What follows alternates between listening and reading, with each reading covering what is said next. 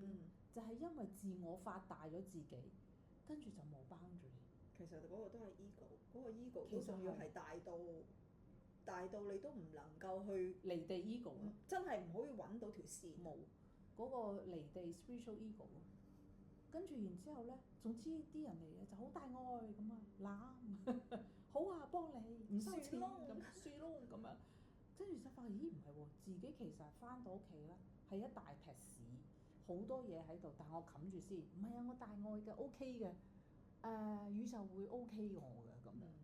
但係其實自己係喺度製造緊幻想喎，宇宙點會 OK 嘅？即係呢個係 manifestation，即係究竟俾啲咩你吸引力法則嘅其中一部分啫，只係。但係因為我自己都蒙蔽咗自己，自我發大啫嘛嗰陣時。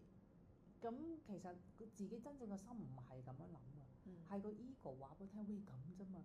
咁跟住去到你頭先話啊，究竟要去到係咪要好冷漠咧？去到一個位，其實你發現現實生活真係要你落翻地啦。咁而你落地嘅過程裏邊咧，我嗰個界線嗰時都仲係好 loose，都仲係大愛。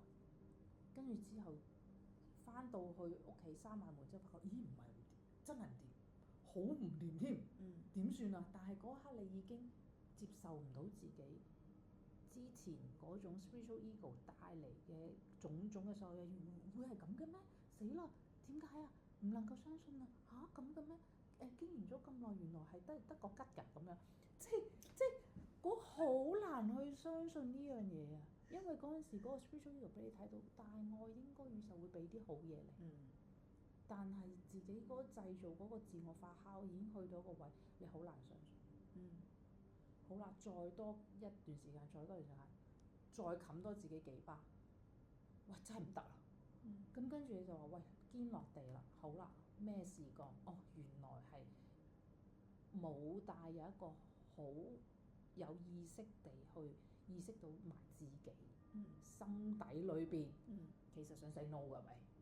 我要錢㗎喂，咁喂而家係時候攞嗰個勇氣同埋攞翻嗰個 value 出嚟，去開口同人講。仲要係即係 rule out 咗前邊就好似好慈悲咁樣，然後咧就哎呀呢樣唔使，嗰樣唔使㗎啦 OK 㗎啦，即係呢個收少少得啦。係啦，而家你要再重新去 build up 嘅時候咧，其實嗰件事係比起當一刻做係仲更加難，因為你習慣咗嗰條界線係不嬲都係呢個 level 㗎嘛。